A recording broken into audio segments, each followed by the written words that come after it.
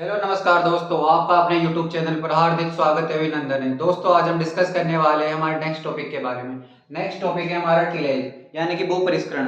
भूपरिष्करण क्या होता है, क्यों किया जाता है, कैसे किया जाता है, इसके बारे में इस टॉपिक के अंतर्गत डिस्कस करेंगे।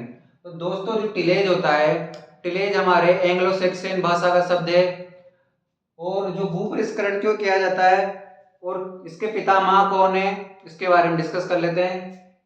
टिलेज भूपरिष्करण यानी कि जो हमारी मृदा होती है उसमें कृषि यंत्रों की सहायता से मृदा को उथल पुथल करना टिलेज या भूपरिष्करण कहलाता है। हमारे टिलेज के फादर की बात करें यानी father of tillage,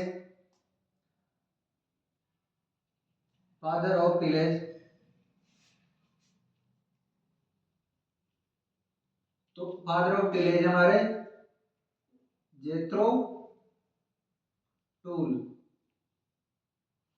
Jethro tool हमारे टिलेज के फादर है।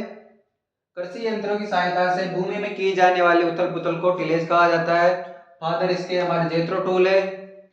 दोस्तों टिल्थ क्या होती है, हमारे एक टॉपिक और इसके अंतर्गत टिल्थ क्या होती है। तो दोस्तों जो हमारी टिल्थ होती है, मृदा की भौतिक दशा जो फसलों के वृद्धि एवं विकास के लिए सर्वोत्तम होती है। टिल्थ क्या होती है दोस्तों,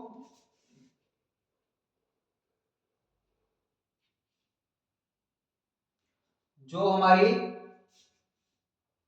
वृद्धि और विकास के लिए सर्वोत्तम होती है।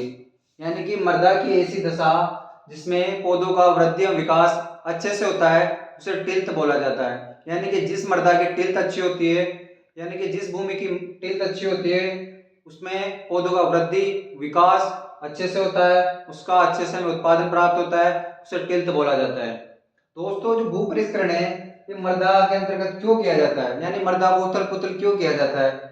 तो जो हमारी मृदा होती है उसको उथल पुथल करने से मृदा के अंदर जो भी रोग कीट के हमारे इंसेक्ट के जो बच्चे होते हैं, लार्वा होते हैं, वो नष्ट हो जाते हैं। मृदा में जुताई करने से रंध्राकाश की वृद्धि होती है, वायु परिसंचरण अच्छा होता है और साथ ही में जो हमारे उर्वरक खाद उर्वरक दिए थे हमने वो मृदा में मिल जाते हैं अच्छे से।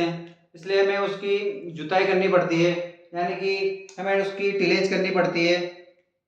इसकी जल धारण क्षमता बढ़ जाती है, वायु संचार बढ़ जाता है और जो जड़ों का विकास जो होता है दोस्तों वो अच्छे से होता है।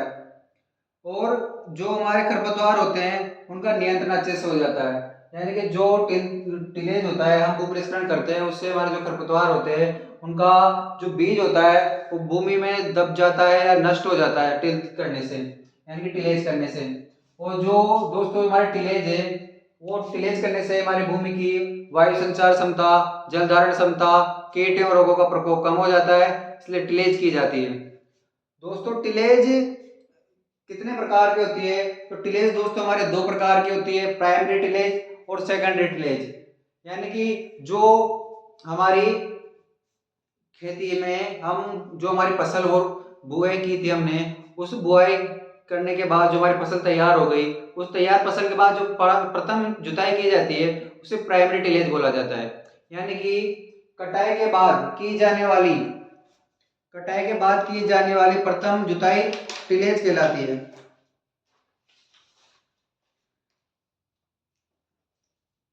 फसल कटाई के बाद की जाने वाली प्रथम जुताई टिलेज प्राइमरी टिलेज कहलाती है। प्राइमरी टिलेज फसल कटाई के बाद प्रथम जुताई।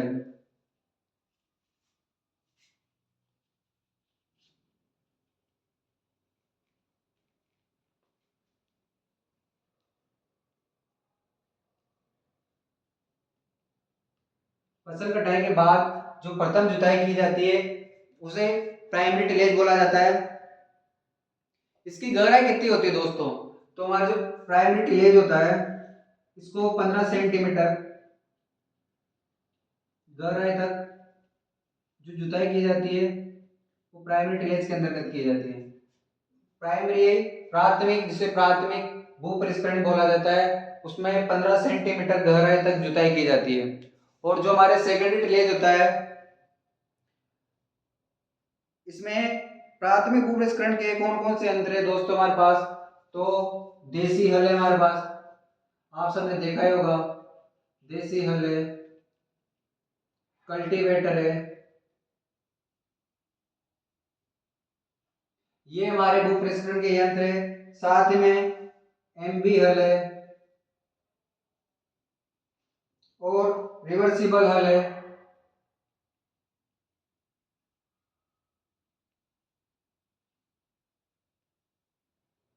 और डिस्क हल है। ये हमारे प्राइमरी टिलेज के यंत्र है जिसके द्वारा हम टिलेज करते हैं। तो ये हमारे प्राइमरी टिलेज के अंतर्गत आते हैं दोस्तों। अगर हम सेकेंडरी टिलेज की बात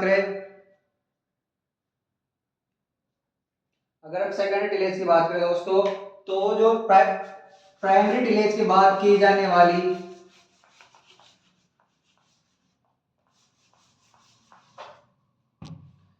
सेकेंडरी टिलेज, की बात करें दोस्तों, तो प्राथमिक टिलेज के बाद की जाने वाली क्रिया सेकेंडरी टिलेज कहलाती है। यानी कि जो हमने बुआई के बाद प्रथम जो जुताई की थी, उस जुताई के बाद में जब दूसरी जुताई करेंगे तो उसको सेकेंडरी टिलेज बोला जाता है। यानी कि प्रथम या फर्स्ट टिलेज के बाद, फर्स्ट टिलेज के बाद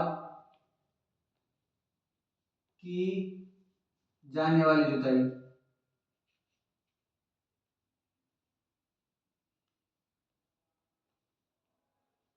सेकेंडरी टिलेज कहलाती है।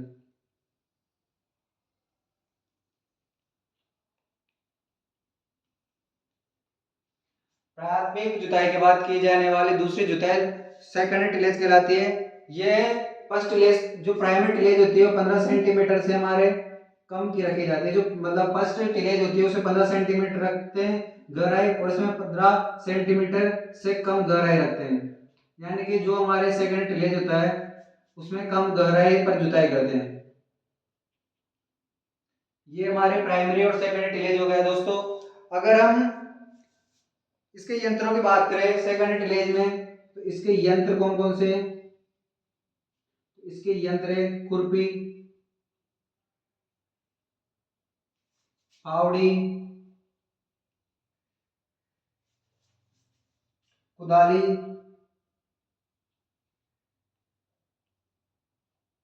हेरो, कल्टीवेटर।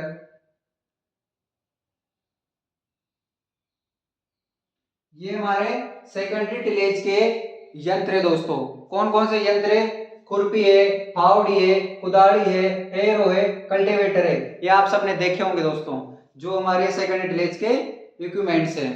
अगर दोस्तों आगे बात करें, हेरो क्या काम करता है? हेरो हमारे क्या काम आता है? तो दोस्तों हेरो की बात करें,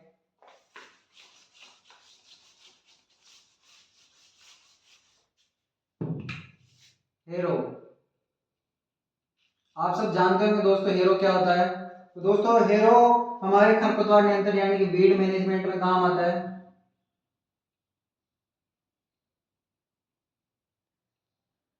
मतलब यानी कि वीड को निकालने में काम आता है।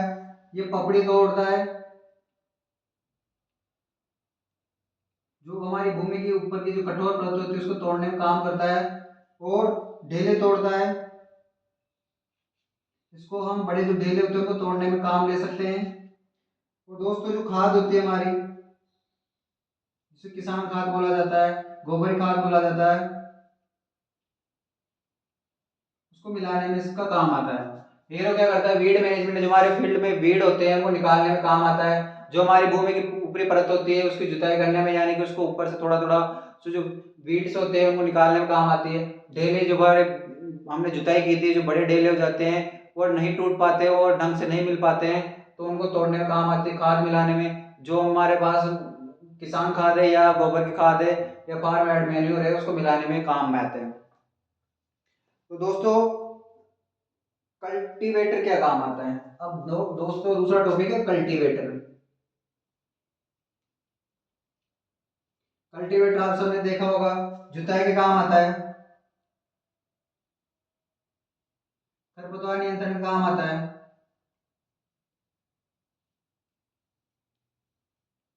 यानी कि हम जुताई करेंगे तो जो हमारे खरपतवार के बीज थे वो भूमि से नीचे चले जाते हैं, तो खरपतवार का नियंत्रण में हो गया दोस्तों। रोटावेटर,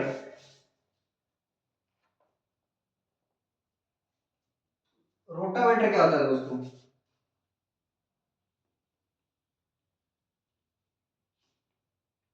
ये हमारी जो भूमि होती है, ये भूमि की जुताई करता है और उसे भुरभुरा बनाता है, जुताई करके भुरभुरा बनाता है और इसे प्राइमरी टिलेज इक्विपमेंट बोला जाता है, प्राइमरी टिलेज इक्विपमेंट बोला जाता है। यानी कि जो हमारे जो रोटावेटर होता है इसे प्राइमरी टिलेज का इक्विपमेंट बोला जाता है। ये किस काम आता है? तो ये हमारे जुताई करके भूमि को भुरभुरा बनाने के कार्य का काम आता है। अगर दोस्तों हम प्रोटेक्टिव टिलेज की बात करें कि प्रोटेक्टिव टिलेज क्या होता है, प्रोटेक्टिव टिलेज क्या होता है दोस्तों, इसकी बात कर लेते हैं। संरक्षित भू परिष्करण,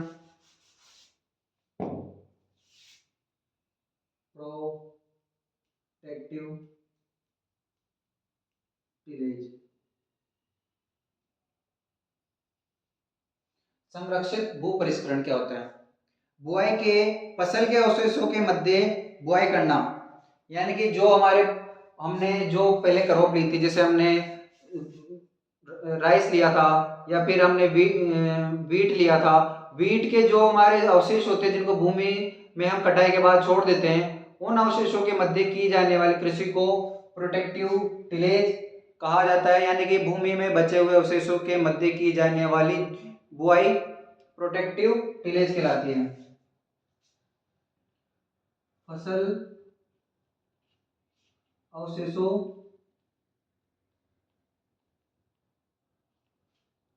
के मध्य बुआई करना,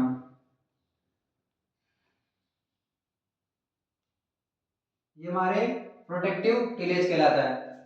दोस्तों प्रोटेक्टिव टिलेज के बाद हम करते हैं क्लीन टिलेज की बात। किसकी बात करते हैं हम? Clean tillage.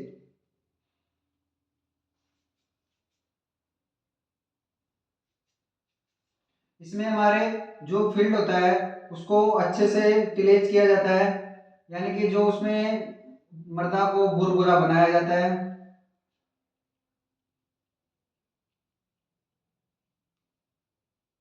मृदा को भुरभुरा बनाया जाता है, 15 सेंटीमीटर इसकी गहराई रखी जाती है और इसको करने से भूमि में